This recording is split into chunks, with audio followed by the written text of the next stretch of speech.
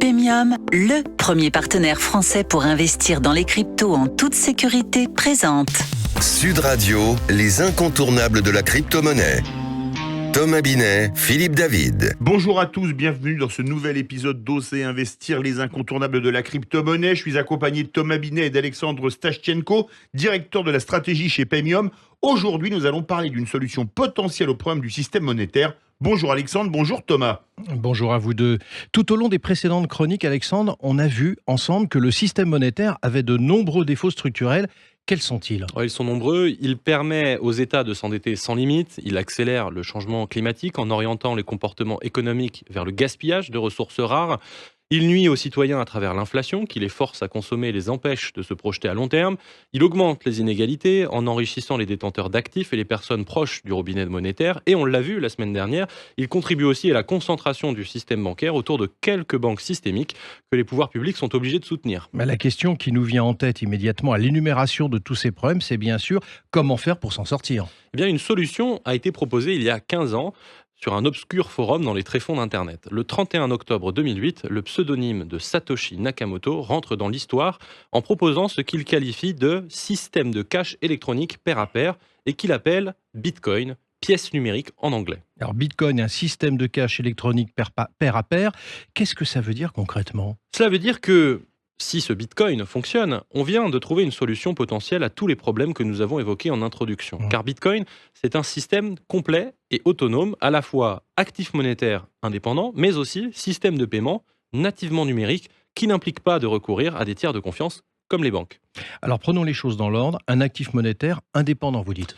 Le plus simple, c'est de reprendre les écrits de Satoshi Nakamoto.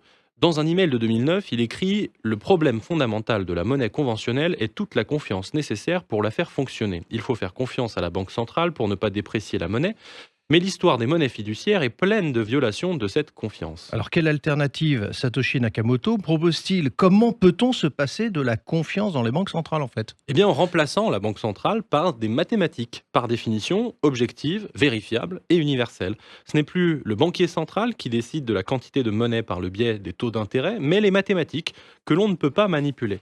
Cela permet un modèle monétaire fiable et prévisible et surtout une quantité finie.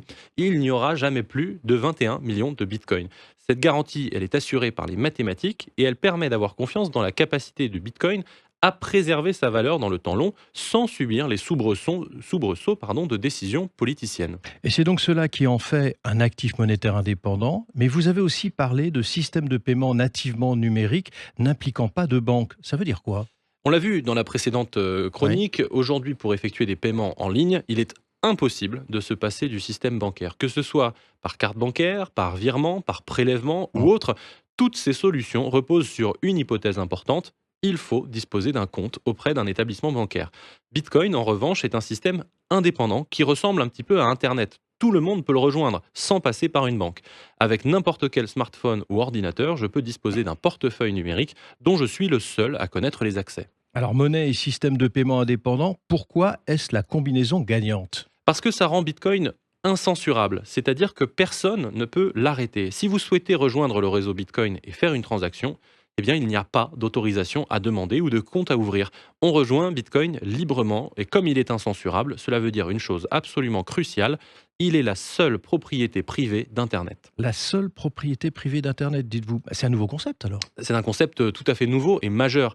Avant Bitcoin, toute chose que vous possédiez dans le monde numérique était en réalité une ligne dans un compte tenu par un tiers dont vous dépendez complètement. Avec Bitcoin, chaque citoyen retrouve le pouvoir de posséder en propre des actifs de valeur sur Internet. Et les premiers à y voir un intérêt, eh bien, ce sont évidemment les lanceurs d'alerte dont l'histoire est particulièrement imbriquée à Bitcoin. Et ce sera l'objet de la prochaine chronique. Merci à Alexandre. On vous retrouve mercredi prochain pour un autre numéro d'Oser investir, les incontournables de la crypto-monnaie.